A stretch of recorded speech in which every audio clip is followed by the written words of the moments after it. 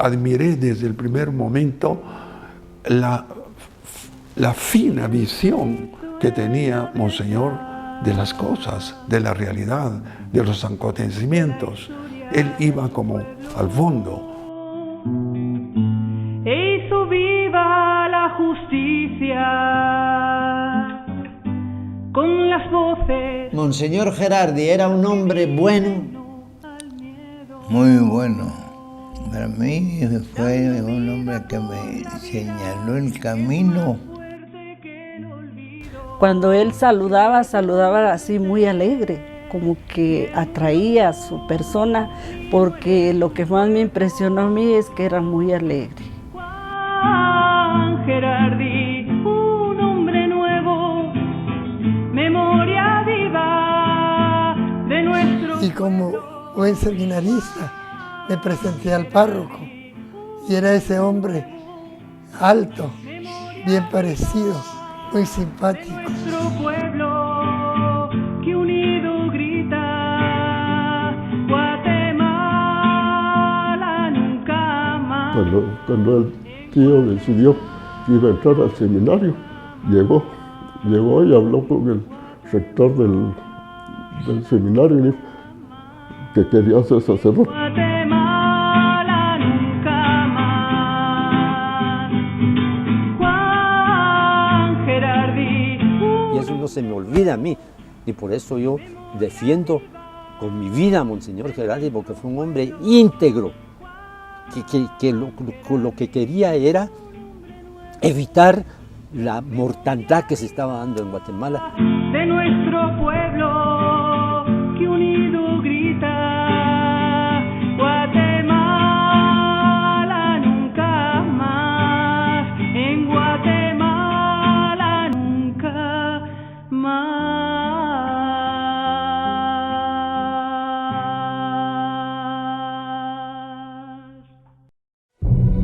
Yo conocí a Monseñor Gerardi como un hombre pacífico, de pocas palabras, pues él en su trabajo, en su misión, lo que tenía que hacer. Sí, lo que conocía era también que él tenía muy buena relación con los padres asturianos que habían ido a atender la parroquia de Uspantán, de Cunén y de Chicamán y Zacapulas. Él tenía sobre todo una gran amistad y un gran cariño al padre José María, y un tiempito antes de que ellos salieran de Uspantán, él le había comprado para la parroquia de Uspantán un carro, un pick-up amarillo. A los pocos días de haber estrenado ese carro fue cuando hicieron como una emboscada, un ataque a la iglesia de Uspantán, y lo primero que hicieron fue tirar una granada que prácticamente dejó destruido el carro que estaba a la par de la iglesia, y luego se dirigieron a la casa donde ellos vivían, ahí dentro de la parroquia, en un convento. Los soldados se dirigieron ahí y ametrallaron todas las dependencias que ellos ocupaban. ¿Cuándo y cómo conocí? Lo conocí en un momento de persecución. Lo conocí en un momento de represión directa a Monseñor Gerardi, cuando se vio obligado a salir de Quiché. Se vio obligado a salir de Quiché. En ese momento lo conocí. ¿Cómo conociste? ¿Cuál fue tu primer encuentro con Monseñor Gerardi? Me invitaron a ser el creador o director o jefe, no me recuerdo cuál era el concepto, del Departamento de Educación en la ODA. La ODA acababa de empezar, un poquito menos de un año de haber empezado. Ya en la ODA, no en Pastoral Social. ODA, en la pura ODA, solo estaba Ronald, Fernando Pená, había un grupito de 5 personas y me invitaron a que creara el Departamento de Educación. Entonces Ronald Ochaeta me invitó y me pidió que fuera a entrevistarme con Monseñor Gerardi.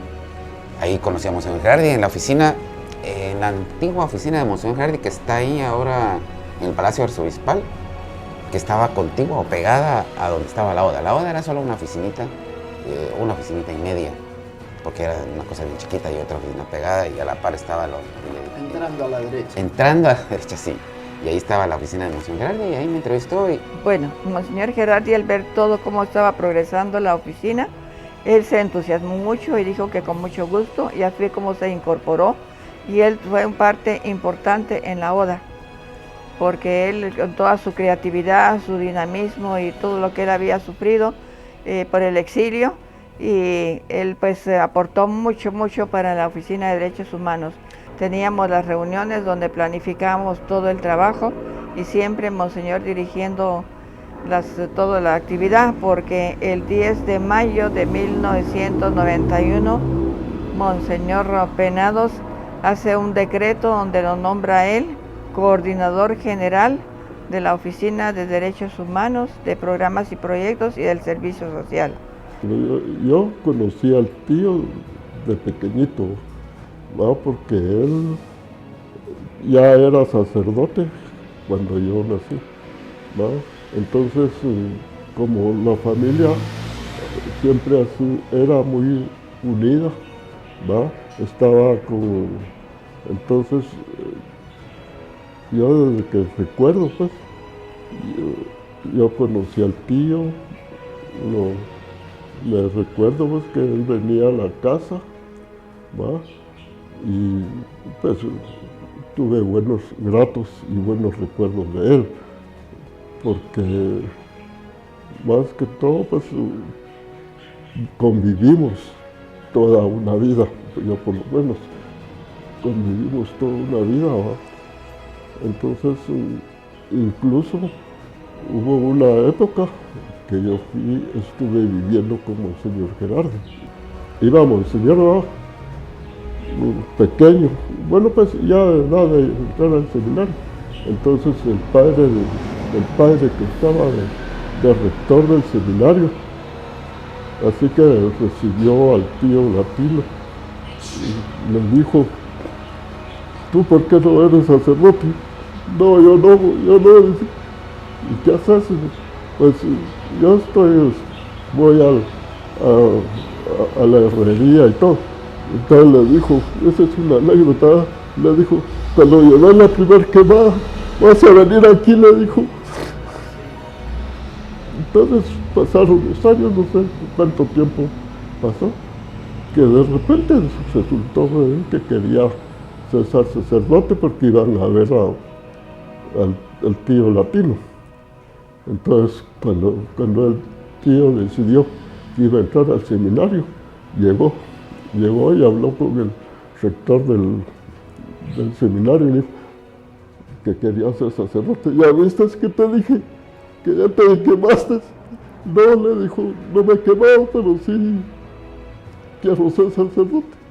Juan estuvo siempre con nosotros, siempre. Todos los encuentros que tuvimos a nivel diocesano o a nivel nacional, incluso algunos a nivel internacional, sobre pastoral de áreas marginales y sobre comunidades eclesiales de base, siempre estuvo presente, Desde entonces, ningún mitrado ha estado presente en esa pastoral.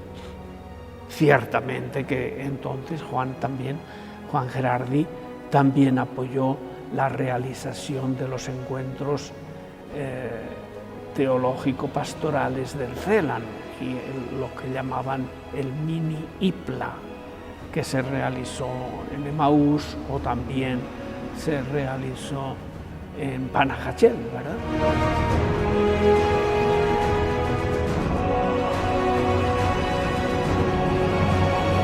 Y sí, de Monseñor recuerdo que él lo que llegaba más bien es animarnos, a decirnos que esta era una diócesis demasiado grande, porque así era, ¿verdad? Demasiado grande, y que los sacerdotes eran pocos y las religiosas. Entonces como que su motivación era que hubiera algún joven o alguna señorita que nos animáramos a dar un sí.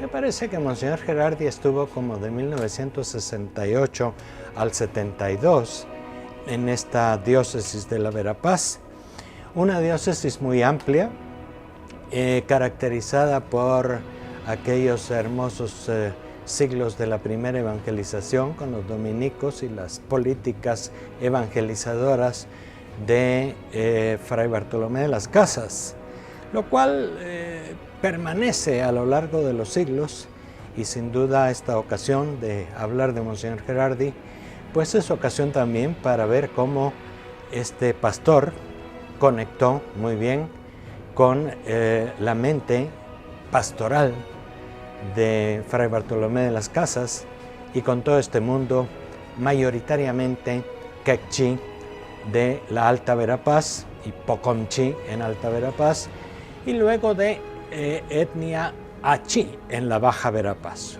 una diócesis muy amplia que incluso en tiempos anteriores fue incluso más amplia todavía.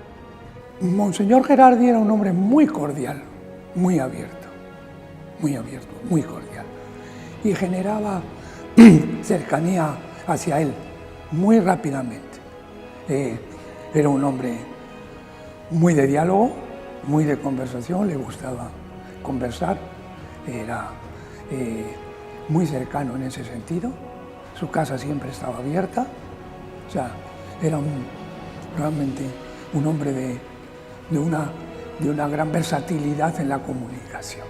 Monseñor Gerardi vio en el proyecto de los delegados de la palabra realmente una luz de darle a los laicos un protagonismo en el caminar de la Iglesia. Él abrió, lógicamente, un proceso nuevo a esta diócesis. Yo he visto a Monseñor Gerardi como un hombre que abre rutas, abre caminos. Y hacía análisis muy serios, muy críticos y muy acertados. Monseñor Gerardi era un hombre con un sentido muy agudo, muy crítico, muy analista de la situación de la vida. Monseñor Gerardi era un hombre entusiasta, que llevaba adelante los proyectos y los procesos. Él pues estuvo aquí en el centro y comenzó a darse cuenta de que había toda esa cantidad de fieles quechí, pocomchí, achí, alejados y en cierto modo excluidos de una pastoral más del centro, y entonces fue de los que ideó también aquellos primeros encuentros de formación, de catequistas, de encuentro con la gente, ¿no? Se ve que su énfasis principal no estaba en el centro, sino estaba en la periferia, diríamos, hablando ahora en los marcos de comprensión que estamos entendiendo con el Papa Francisco.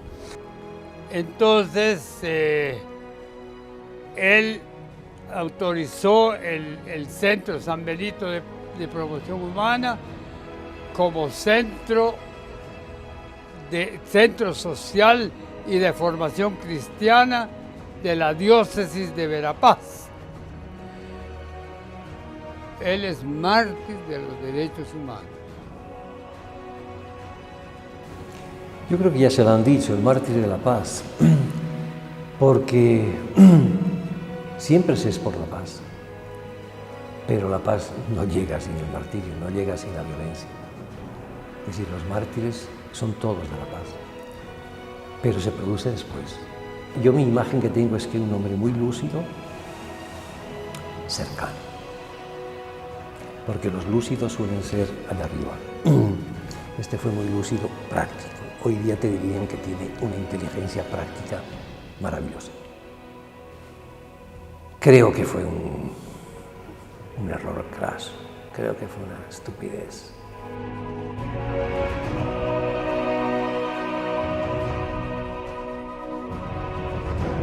¿Cómo recordaba esa salida de Quiché? Muy triste, eso a él le dolió. Las veces que nosotros íbamos porque a veces él quería que hiciéramos retiros y hacíamos los retiros en Sololá. Jamás, tan solo una vez, y eso lo vio Maco Gutiérrez. No fui yo, porque lo comentábamos. Dense cuenta, monseñor, cuando pasamos por los encuentros, cómo se pone. Y él bajaba el rostro y no comentaba nada como 1 kilómetro antes hasta que llegáramos a Sololá, y nunca volteó a ver el camino hacia el Quiché, nunca, por lo menos conmigo. Y yo lo volví a ver después, hasta después de la violencia, hasta que él había regresado también de su exilio. Y hasta entonces yo tuve la oportunidad de encontrarme con él por la cuestión de Remy, porque como él era uno de los que estaban promoviendo la recuperación de la memoria histórica a nivel de Guatemala, entonces los que fuimos animadores de la reconciliación, pues tuvimos varias actividades donde él participaba y donde él nos explicaba del por qué era tan necesario recoger la memoria histórica, y sobre todo de todos los acontecimientos que habían pasado, donde en ese momento solo la gente era testigo, porque nadie más sabía de lo que realmente estaba sucediendo en las comunidades, sino solamente las personas que habíamos vivido en carne propia toda esa situación. Éramos los únicos que sabíamos, pero nadie más de ahí. Y entonces él nos hablaba de la importancia que tenía el recolectar o recuperar esa memoria histórica para que no se perdiera. Tuvimos sobre todo una ocasión allá en la capital, y fue precisamente ahí donde está el Seminario Mayor de la Asunción. Ahí fue el encuentro y ahí nos quedamos, ahí nos hospedamos. Y entonces yo lo vi en la noche y yo le dije: Monseñor, quiero conversar un momento con usted. Y entonces platicamos, y entonces yo me recordaba todo lo que había pasado con él, y yo había estado en Costa Rica, y allá en Costa Rica me habían hablado mucho de Monseñor Gerardi, porque él estuvo exiliado allá. Y entonces yo le platiqué un poco que me había enterado de su situación, sobre todo de cómo había pasado allá en Costa Rica. Y entonces sí platicamos, igualmente yo le conté también un poco todo lo que habíamos vivido aquí, después de que había salido de la diócesis, cómo se había formado la CPR, cómo era nuestra vida en la CPR, y a él le interesó mucho conocer todo eso, ¿verdad? Entonces no se trató ya de un saludo, sino que ya fue de una conversación. Monseñor Gerardi, cuando salió de Quiché, salió con su maletita, fue a buscar refugio a la iglesia de Santa Teresa. Y Monseñor Gerardi estuvo 1 mes entero en Santa Teresa, conviviendo con el Padre Alfonso, llorando con el Padre Alfonso, compartiendo la experiencia de Quiché, porque ambos conocían Quiché. Alfonso había estado en Sololá, era muy amigo de los misioneros del Sagrado Corazón que estaban en Quiché, y compartiendo eso. Más aún, convirtió Santa Teresa en el espacio de reunión, de asambleas de todo el clero que había salido ya de Quiché, de todos los sacerdotes y religiosas que habían salido de Quiché, que se reunían ahí en Santa Teresa para discutir qué decisiones tomaban ante la situación que se estaba dando, de abandono, de persecución, de asesinato, de represión en Quiché, y el obispo fuera de la diócesis, el obispo sin poder volver allá porque ya lo tenían sentenciado.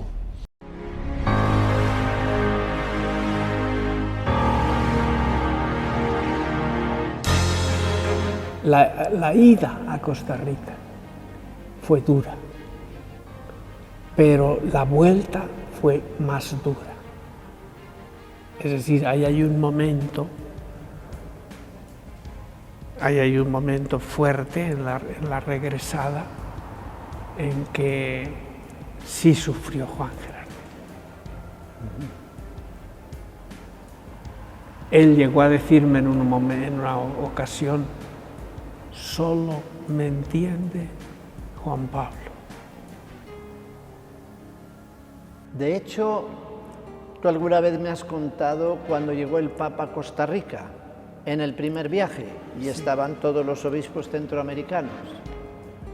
83. 83. Y que tú marcabas que el Papa enseguida localizó a Gerardi. Sí.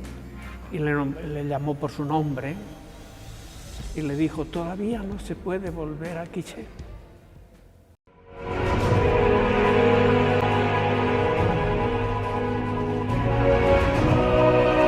Yo conocí a Monseñor Gerardi sobre todo cuando yo era rector en el Seminario Mayor de la Asunción en Guatemala.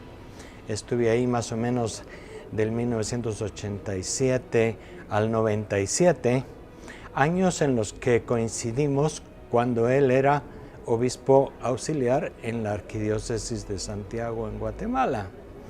Y pues tenía un cierto contacto, unas ciertas presencias en el seminario, nos celebraba a veces alguna vez la Eucaristía, siempre impresionaba mucho a los jóvenes y a la comunidad del seminario, la cercanía, el buen humor que tenía y la experiencia con que hablaba de el sacerdocio y de la realidad guatemalteca, etcétera.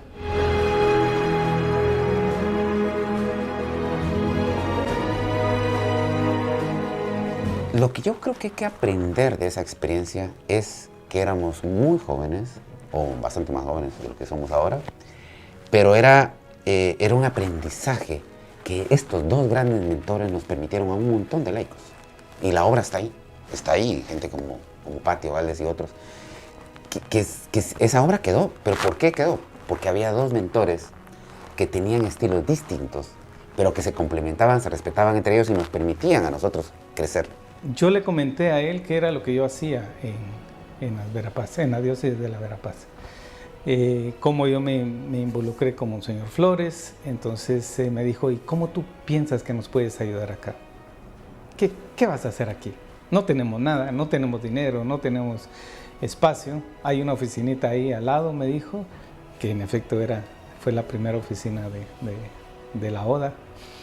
Y yo le dije, bueno, no sé, Monseñor, ahorita no sé, deme la oportunidad y le voy a mostrar. Y me dijo, el no ya lo tienes, convénceme entonces con tu trabajo. Y se me quedó, fue la primera vez que alguien me dijo, el no ya lo tienes, convénceme. Y se me quedó, desde siempre tengo eso grabado. Y bueno, en el ínterin yo fui a hablar con Sor Ana María Hernández, con César Méndez, porque él me pidió que dentro de la estructura de la OSAG, que era la Oficina de Servicio Social del Arzobispado de Guatemala, Medalla Milagrosa le pusieron, había una oficina jurídica. Y en esa oficina jurídica yo tenía que trabajar. Éramos un grupo muy joven. O sea, yo entré de 20 años, 19, 20 años al arzobispado. Ronald ha estado por los 25, tal vez. Edgar Gutiérrez ha estado por los 27. Pero Edgar Gutiérrez llegó después. Pero prácticamente todos éramos de 22 años, 21 años, 24 años. La ODA creó una cadena en aquellos tiempos. Y eso hablaba incluso de cohesión a nivel de conferencia episcopal. Y eso hablaba de una iglesia que en ese tiempo supo tener una voz profética de denuncia, de anuncio y de esperanza.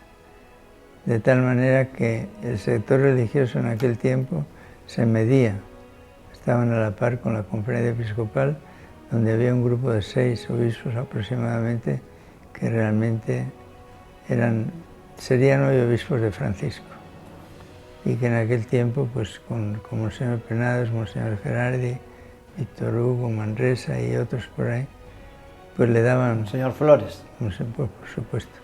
Le daban vida, le daban vida a la Iglesia y le hacía ver ante la sociedad que ahí estaba ellos presentes. Y aparte, pues toda una secuela de sacerdotes que en ese tiempo, pues realmente trabajaron correctamente, aunque algunos de ellos tuvieron que salir del país. Fue otro capítulo. Porque la situación era sumamente difícil y también tengo que decir en ese contexto la ayuda tan grande que me dio el Arzobispado de Guatemala a través de la Oficina de los Derechos Humanos, ¿verdad? Y concretamente con personas que fueron para mí como obispo un apoyo increíble en la parte jurídica. Recuerdo ahorita a Carmencita Bejarano, por ejemplo, ¿verdad? En la gran ayuda que nos dieron escriturando todo lo que se tuvo que hacer en el norte, buscando una solución a toda la gente refugiada que estaba allá. Y en ese sentido también quiero pasar la frontera. Fue ejemplar, fue maravilloso el ejemplo de Monseñor obispo de Monseñor Samuel Ruiz, ¿verdad? Fue ejemplar, incluso lo visitamos en su casa por lo menos 3 veces, y siempre, sí, ahora incluso me estoy enterando de apoyos fuertes que él daba a la gente de Guatemala. Él fue un obispo que creo que trabajó en México más que nosotros, los obispos de Guatemala, con los refugiados.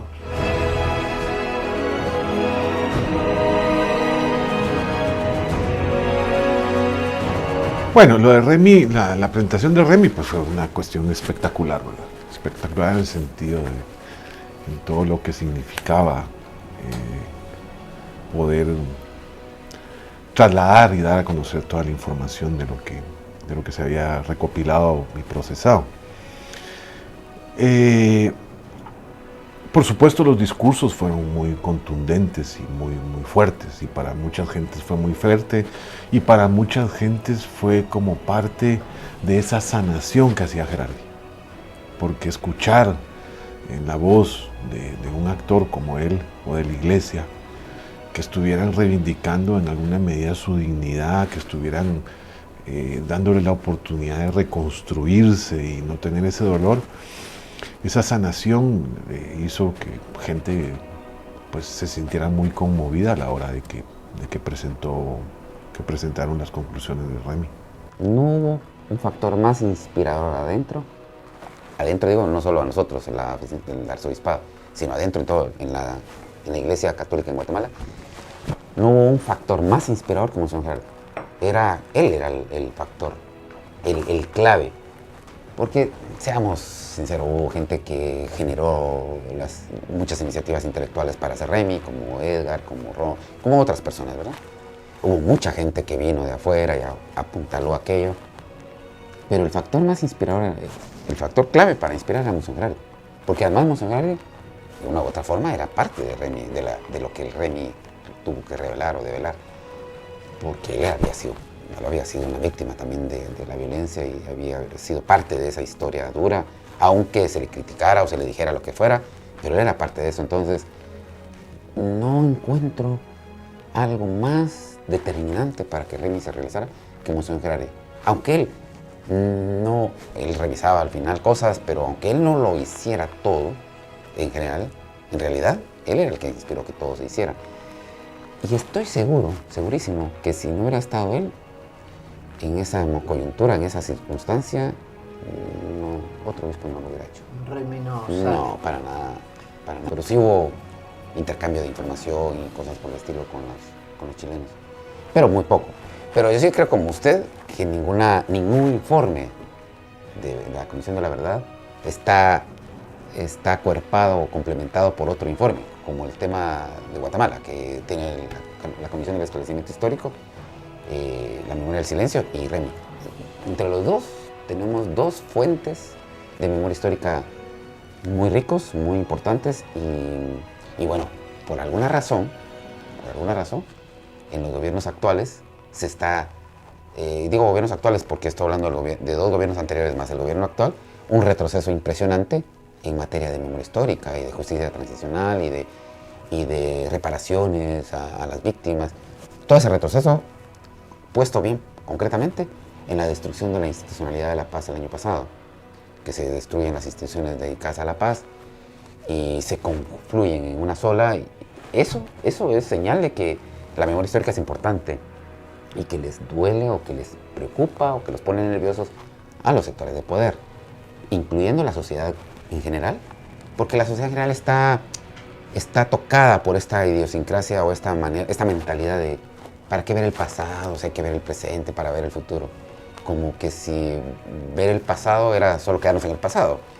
Yo sí creo que el aporte de Remy es crucial para que la gente entienda y comprenda que si queremos un presente y un futuro mejor, de alguna manera hay que reparar el pasado y hay que curar heridas y hay que pasar esa historia negra, porque la gente tranquilamente en la ciudad dice, bueno, ¿para qué regresar al pasado? Vaya a preguntarle a las señoras, a los hombres, a los niños, que eran niños y vieron cómo mataban. Vaya a preguntarles cómo se sienten hoy, cómo están hoy, qué luchas tienen, qué efectos tienen de aquel pasado. O pregúntenles al contrario a las personas a las que se les hizo justicia, gracias a Remy porque recuperó la verdad, o a la Comisión del Esclarecimiento Histórico y a ese se les hizo justicia, cómo se sienten hoy comparada con los que no les han hecho nada de reparación. Y la gente tal vez descubrirá qué importante es para el país Remy y lo que hizo Monseñor Gerardi. Hicimos 2 talleres con Gerardi. Me acuerdo que Gerardi dijo, ¿ya vieron qué les dije? Hagan lo que la gente les dice, devuélvanle la voz a la gente. Y ahí empezamos. Reformulamos el Remy. En la parte metodológica estuvo Marci Mersky y Edgar Gutiérrez. Marci después se retiró. Seguimos, llegó Carlos Martín Berenstein, que lo había conocido en la Brigada de Paz porque nos venía a dar talleres de salud mental. Y bueno, vi el potencial que podíamos tener nosotros también acá en un equipo de salud mental y él los formó con otra gente. Y así se fue acercando a la oficina y bueno, trabajó en lo que él sabe hacer, ¿no? O tal vez sintieron que su presencia en Quiché había sido significativa. Entonces, cuando a él le pidieron que elaborara la memoria histórica, Remy, entonces lo vieron como un peligro porque estaba sacando a luz no solamente lo que la gente había vivido, sino que eso que la gente había dicho, había hablado, había compartido sus testimonios, estaba avalado por la experiencia de lo que él había vivido en el Quiché. Permitió que la gente hablara. Para nosotros, cuando íbamos a recibir los testimonios, ay Dios mío, la gente estaba en su cocinita con su fuego, no había más que nosotros y nos hablaba al oído, todavía con miedo. Y entonces le decía yo a una señora, no tenga pena, solo estamos nosotros aquí las hermanas, no se preocupe, hable. Y entonces respiraba y seguía hablando, pero quedito, porque tenían todavía miedo. Esa experiencia para nosotros fue inolvidable. Ver a la gente que era capaz de decir aquello que lo llevaba en su corazón y que cuántos años pasaron para que ellos pudieran hablar y decir algo de ese dolor que habían vivido. Para nosotros, los que trabajamos, las hermanas que trabajamos ahí, fue una experiencia que no la olvidamos. Y el gran inspirador, porque Monseñor Gerardi, si no hubiera estado aquí, no hubiese hecho todo el proceso que hizo, ¿verdad? Yo creo que desde el comienzo hasta el final, Monseñor Gerardi tuvo, en primer lugar, a Quiché ante sus ojos y en su corazón. Y eso me lo decía. Me lo decía.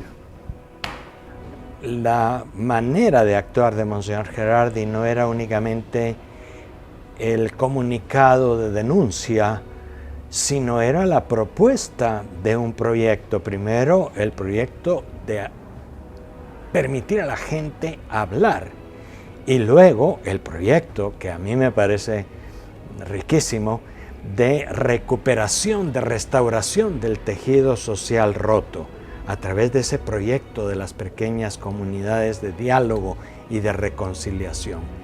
Yo pienso que eso a mí me llamó mucho la atención. El proyecto de recuperación de la memoria histórica fue y es el proyecto teológico pastoral más radical de la Iglesia de Guatemala. y de la evangelización en Guatemala, porque iba a tocar las raíces de un país discriminado, de un país marginado, de un país excluido, de un país de pobres, de un país dividido por el racismo. Iba a tocar y tocó las raíces de ese país que desde la conquista hasta el día de hoy fue un país excluido, marginado, etc. Para mí era el proyecto más radical y más evangélico. Iba a tocar eso, al ser humano, la historia de Guatemala en sus raíces, la historia del pueblo indígena marginado, golpeado y reprimido, que es lo que vivió Gerardi, que es lo que vivieron los ministros de Quiché, los misioneros de Quiché, es lo que vivieron. Ellos tocaron ese dolor, ese sufrimiento, esa exclusión, esa discriminación, esa represión. Lo tocaron, lo sufrieron y cargaron con ese dolor. ¿La memoria de Gerardi sigue siendo peligrosa en Guatemala? Pues yo creo que sí, porque por eso lo mataron, ¿no? Pero hoy, a 25 pero años... hoy también a los 25 años es muy importante, ¿no? Y como también dijiste tú, como el perfil de Gerardi es también doble, ¿no? Es un guatemalteco famoso, es un guatemalteco valioso políticamente, y es desde como cristiano también el que mantiene la visión correcta sobre cómo practicar la fe, ¿no?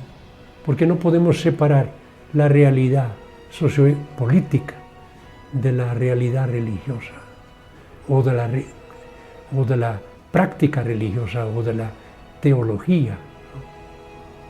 Tenemos que mantener esas dos cosas juntas, porque si no, no somos completos.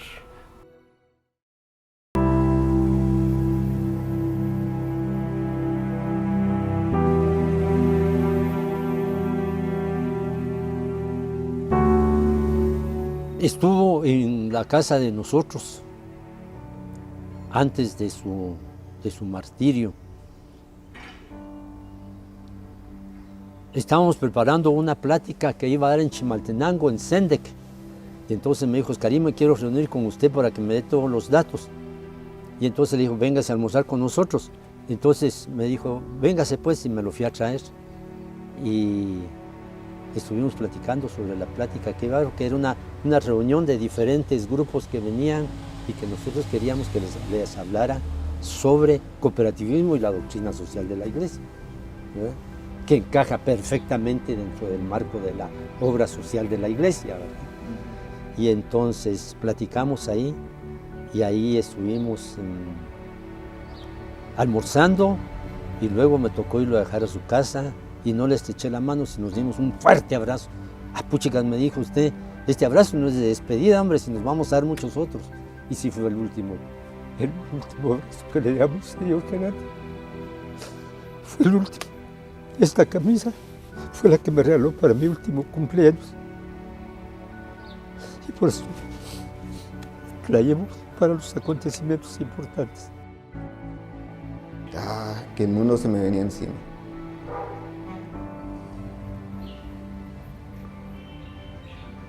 Fue algo que hasta la fecha no lo podría describir. Constantemente uno revive la misma situación, ¿va? En este momento es volver a ese 26 de abril y revivir toda esa noche.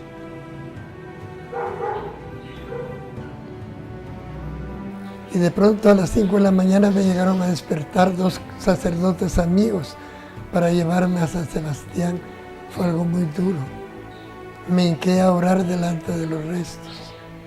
Me quedé anonadado, no lo esperaba. Fue muy duro.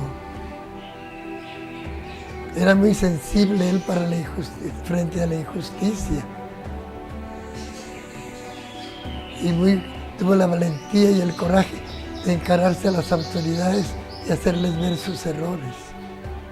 A mí, ¿qué me vino a la cabeza? Yo, primero, pues es hasta dónde puede llegar el salvajismo, ¿no? de la gente, hasta dónde puede llegar la criminalidad, de qué ropaje se puede revestir y cómo puede hacer. Tiene una frase, el Papa Francisco, en uno de sus documentos, que dice que a veces pues la verdad se presenta revestida de ropajes falsos, pues para aparentar y después ahí ya dentro pues mirar a ver qué destrozos puede hacer. Y la vida de Monseñor Gerardi fue primero un shock grande. ¿Cómo es posible? ¿Cómo es posible? Pero también pues dándose cuenta que Monseñor Gerardi era una persona pensante. Y claro, como era una persona pensante, pues había que, la mejor forma, pues aplastarle la cabeza. Un signo realmente de quién era Monseñor Gerardi. Y fue para mí un shock muy grande, primero por ser la persona que era, una persona realmente digna, una persona que supo estar a nivel de las circunstancias y una persona que supo enfrentar también pues todas las dificultades con energía y con ánimo, y que realmente pues fue, no sé, muy doloroso para mí. Una gran sorpresa para todos que aquellos todavía se atrevieron de hacer esto con un obispo. Y me recuerdo que ya, porque estábamos, ¿verdad?, en la presentación de este momento tan significativo, pero 2 días después estuvimos también en su entierro, ¿verdad? Entonces oí decir alguna gente, alguna viuda, si se atrevían a hacer con un obispo, ¿qué nos va a pasar a nosotros, ¿verdad?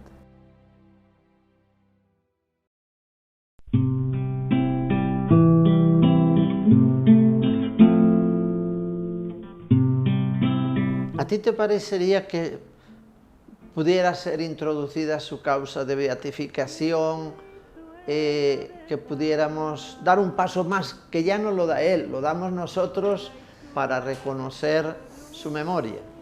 No sé a qué se está esperando, pues. Evidente, pues, un mártir, un santo, y evidente, Monseñor, pues, Monseñor Gerardi para mí es del mismo valor, su testimonio, su lucidez, porque verdad y ojalá que lo antes posible se avance con este proceso. Hermano, yo creo que la Iglesia está en deuda con él. Hace mucho tiempo de haberse iniciado la causa. Sobre todo porque, no sobre todo, fíjese que sería una causa no difícil de llevarla a feliz término. No difícil de llevarla a feliz término, porque sería por la vía del martirologio.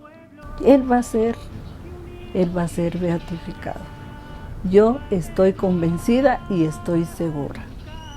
Y que ellos, todos los mártires y todas las personas que sufrimos, se puede decir, estamos en eso, en que esto sea una realidad.